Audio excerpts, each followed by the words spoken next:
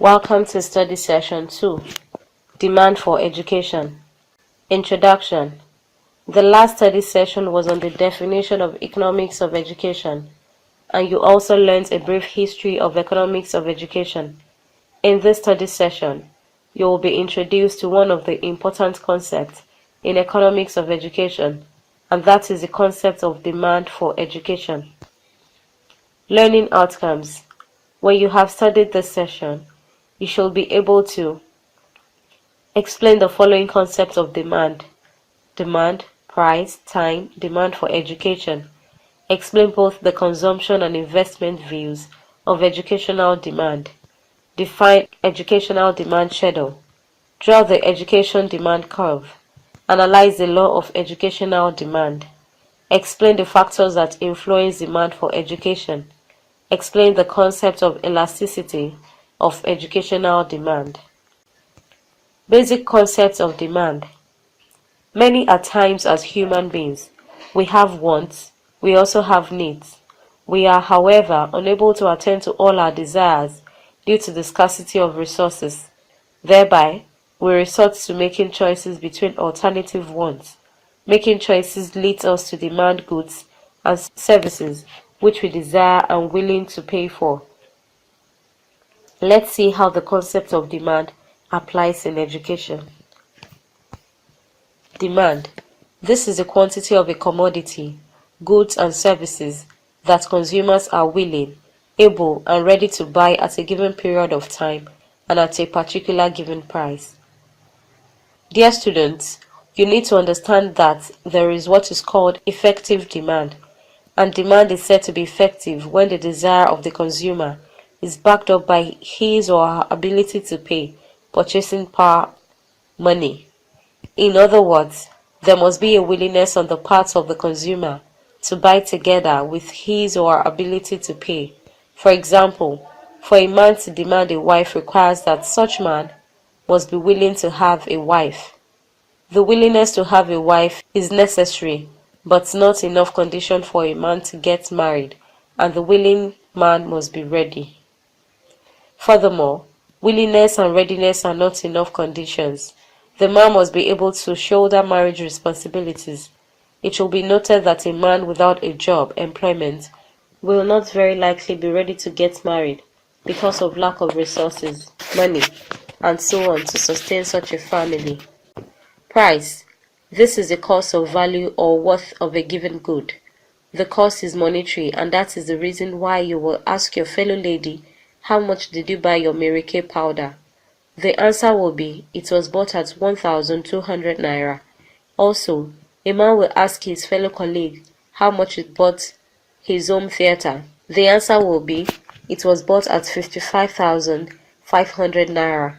In the process of you getting educated in the university or your child or children in their respective schools, you pay a price for this in terms of the school fees and other fees. Time. This is the exact point in time at which the consumer requests for the given good or service. Invariably, the academic session during which you started your course at the Distance Learning Center, University of Ibadan, is the time I am discussing here. Remember that for each of our human activities that we undertake under the earth, there is time. If demand represents the functional relationship between price and quantity, how then do we describe the demand for education? This question will be answered in our next discussion. Demand for education. This is the quality of educational services that a consumer is willing, ready, and able to ask for from the producer or supplier, school, primary, secondary, tertiary institutions, at a given price and at a given time, period. For example, if a parent wants to demand for educational service from either the Nigerian public or private university, this will be done at a given price, school fees, charged by the public or private university, and also at a particular time, which can be 2013-2014 academic year, or during the 2014-2015 academic year, as the case may be. Parent or guardian of such student must be willing, ready, and able to pay the prescribed school fees and other fees at a particular time. Demand for education from the consumption point of view. The demand for education can be viewed from consumption angle, but you need to be familiar with what consumption is. Ordinarily, it means to eat, spend, burn up something. In essence, there is an education that can be eaten up, burnt up, which will not bring any returns. If we view such education properly, it is considered or seen as a consumer durable, which has consumption benefits, such as additional social and intellectual amenities that are derivable from education. Education also brings about current consumption benefits, such as social, intellectual, and athletic activities for student consumption. As a rule, the higher the consumer price index, the higher the enrollment demands. Any form of an increase in consumer goods price raises the value of the current consumption benefit from enrollment, but may not increase the net present value of the benefits to education. In other words, when you consider what you will spend to enjoy some similar amenities outside, you may decide to enroll as a student. For example, life may be cheaper as a student than as a worker when consumer goods are very expensive. In addition, it may be cheaper to feed on a campus, as done in Nigerian universities many decades ago before the Buhari Idiagbo military administration cancelled the program in 1983, than in one's personal house or even in eateries such as Mr. Biggs, Tantalizers, ShopRite, or hotels. Additionally, it may be cheaper to be accommodated in hostels than in privately rented buildings, and it may still be cheaper to wear uniforms than to wear personal dresses. Demand for education from the investment point of view. Demand for education can be viewed from investment angle if the consumer's decision to get enrolled in an educational institution is a function of the net benefit of such education. In this situation, someone may pursue university education with the view that the present value of the expected stream of benefits, monetary and non-monetary, resulting from such education exceeds the present cost of sacrifice, monetary and non-monetary, of the university education. For instance, when you wanted to decide whether or not to enroll as a distant learning student, your decision to enroll will be considered as an investment in such person. In such decision was made in the light of the expected monetary and non-monetary benefits and costs involved in enrollment on the distance learning program. Educational demand schedule.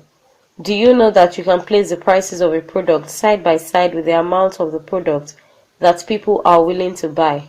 The table you will come up with is known as demand schedule. Simply put, a demand schedule is a table that shows both the price at which a product is demanded and the quantity of such products that is demanded. To this end, educational demand schedule is a table that shows the various school prices, school fees charged by the schools, and the number of students that are enrolled in the various schools based on the different schooling prices charged. The table below shows the various schooling prices and the various enrollments of students in line with the different school prices. Table 2. The schedule above reveals that when the price of education school fees was 60,000 naira per student, 100 students were enrolled. When the school fees reduced to 50,000 naira per student, the student enrollment increased to 200. You need to observe that as the school fee reduces, the number of students that enrolled increased. This is how we as human beings behave in response to the price increase and decrease. So whenever there is an increase in school fees, people will react by reducing the number of children that will be enrolled in a given school. What parents do is to seek for alternative schools, that their school fees is really affordable. Educational demand curve.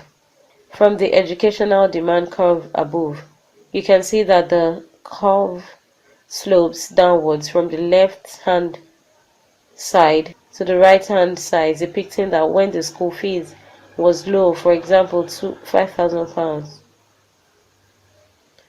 consumers enrolled more of their children, for example. But as the school fee was increasing, the number of students enrolled was reducing. As you can see that when the school fee increased to 60,000, the student enrollment was 100. Our next focus is on law of educational demand. Law of educational demand.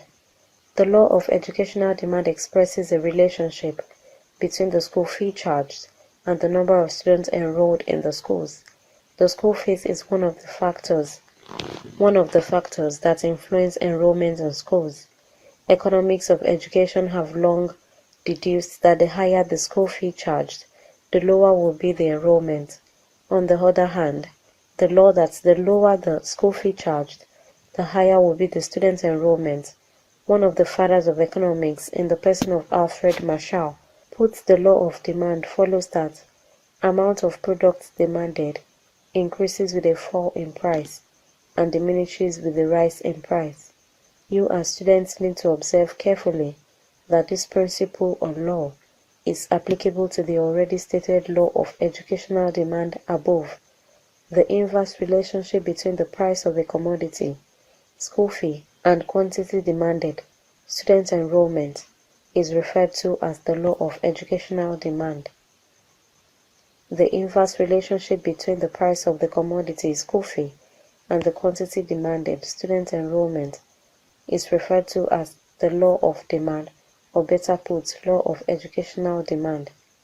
The inverse relationship is due to two effects, which are substitution effect.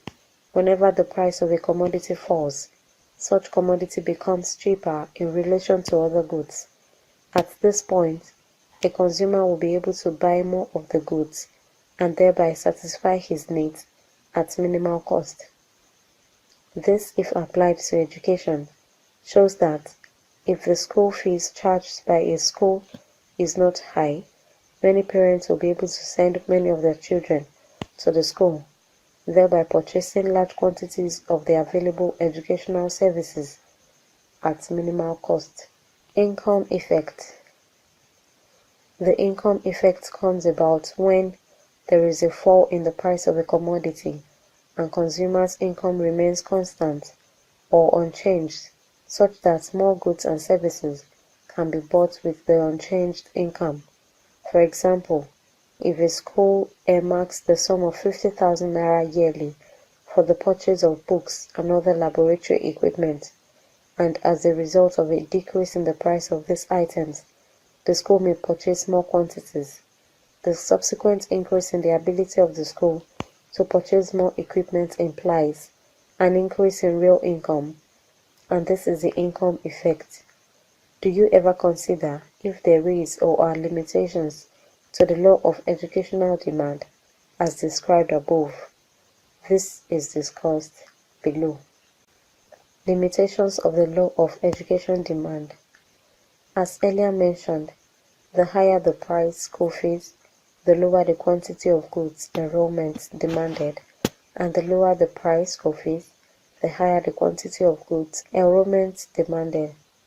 However, this law is only valid under normal circumstances, as there are exceptional cases where the law is not valid.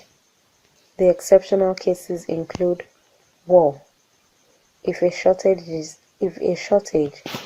envisaged, feared, in anticipation of war, people may start buying for building stocks, for hoarding even when the price rises. This is applicable to education in that, when there is war, many schools will be destroyed, thereby leaving few schools left to render educational services to the public not affected by the war. The school fees that these few schools will charge will be unnecessarily high, and parents will have no option than to pay the high school fees that is charged, especially during war period. Ostentation. This can otherwise be called flamboyance or lavishness. whereby the potential school entrants demand for the educational service, even when the fee of such educational service is on the high side. For example, the school fee charged by some private schools, nursery, primary, secondary, university, is high, but you find that some parents that are rich will still enroll their children in such schools, while the parents that are not rich will enroll their children in such school, rather enroll their children in the public schools, whose fees are relatively affordable, or they are not charging school fees at all. Through the provision of free education, the demand for such schools with high school fees may not decrease as the tuition fees increase. This is because it is the desire of such parents to be exclusive, elitist, and so dissociate themselves from common people and therefore exhibit the snobbish effect. 3. Speculation. The law of demand does not apply to demand in a campaign between groups of speculators. In fact, speculation about increase or decrease in the price of education may cause a breakdown in the law of demand. For example, if consumers feel that the price of an educational service will rise in future, such consumers will prefer to enroll on such program now, rather than when the school fee will be on the high side. If, however, many potential entrants behave in such a way, a rise in the price of education may lead to an increase in the number of people that will enroll in schools as a result of the fact that others are doing so. Babalola 2003 established that speculations may create a bandwagon effect, whereby because others are doing one thing, so many others too will copy and also do the same. Inferior educational services. These are likely to attract fewer consumers if there is an increase in real income of the consumers. This is as a result of the thinking that prices are indicators of quality of items. For example, if two private schools are charging 6,000 naira and 8,500 naira per pupil per term, parents are likely to favor the more expensive school with the belief that the prices are indicators of quality and thereby demand less of the 6,000 naira school. However, what is inferior to a high-income earner may not be inferior to a low-income earner.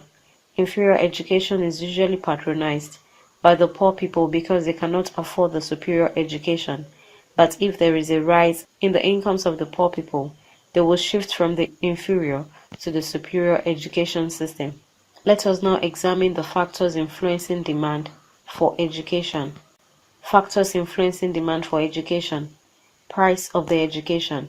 Price is one of those factors that cause changes in demand and enrollment for education. Price of education includes tuition fee, cost of books, stationeries, feeding, transport, and so on. If the fees are fully paid for by prospective parents, cost of education will be high because the fees were not subsidized, so the quantity demanded of such education will be lower. But if the fees were subsidized, the price of education will be lower and demand will increase. In most cases, if the government of a nation wants to increase, if the price of a given education changes, there is every likelihood that the demand for such an education will change. If the price of an education, say a private primary school falls, the demand for it will increase because of the fact that people will be attracted to obtain the education service. Derivable benefits from education. There are huge benefits derivable from acquisition of education. These benefits are either pecuniary or non-pecuniary in nature. Pecuniary benefits can otherwise be called monetary, which can be in the form of earning salary and wages. Non-pecuniary is otherwise called non-monetary benefits, which can be in the form of being able to fill tax form, venturing into other businesses outside a normal salaried job. Income of the consumers. The income per head received by consumers of educational services in their places of work is a big determinant of demand for educational services. Consumers have lots of items, responsibilities that grapple with their salaries, out of which payment for educational services is one.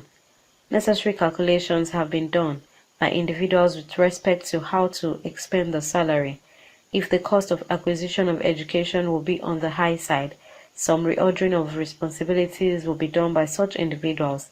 If on the other side, the government provides free education for the citizenry, this will alleviate the problem of educational funding of parents from their meager salary to a large extent. Availability of non-education alternatives.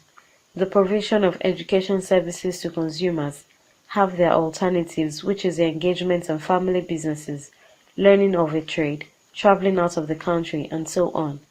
Once there are alternatives to getting educated, some parents might opt for these alternatives, which however will be paid for later in life. It is important to ensure that getting educated is given high priority at all times. Our next and last discussion will be on the degree of responsiveness of educational demand to a little change in some variables such as price, income, and related prices.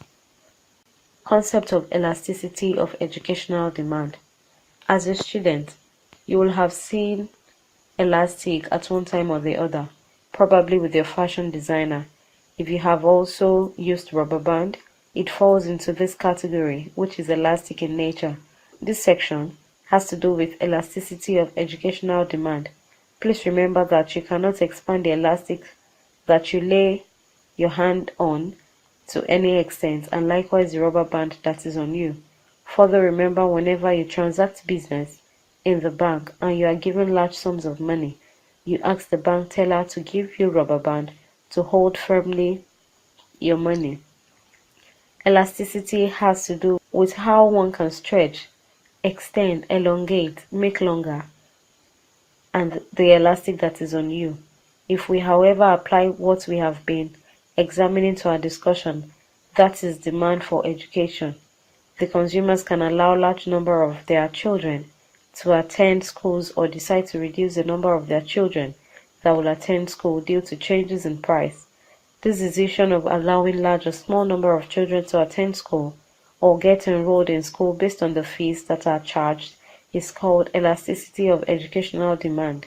If we attempt to define elasticity of educational demand, we can say that it is the responsiveness of change in student enrollment demand in schools with respect to changes in prices or school fees. The formula for elasticity of educational demand is given as demand for education can be inelastic, unitary, or elastic, but on a general note, Babalola 2003 confirmed that demand for education is generally inelastic when it is compared to its price. It implies that the educational demand usually drops by much less than 1%, while the price of education, school fees, rises by 1%. The relationship between change in enrollment demand and change in price of education can be expressed as shown below. LOG equals 1, where elasticity of demand, and it is expressed as follows: less than 1 showing an inelastic demand for educational service, O 1 showing exactly a unitary demand for educational service, G greater than 1 showing an elastic demand for educational services, that is, E greater than 1. Example, by increasing the level of fees from 200 to 600 naira, the total private cost of education charged changed from 2,000 naira to 2,400 naira. Enrollment also changed negatively from 30,000 to 25,000. In order to calculate the elasticity of demand with respect to private cost of education, we need the percentage differences in both demand and cost. Note that 0.83 is less than 1, and it shows that the private cost elasticity of enrollment demand is inelastic. Enrollment demand dropped by 16.67%, while the private cost of education rose by 20% during the same period.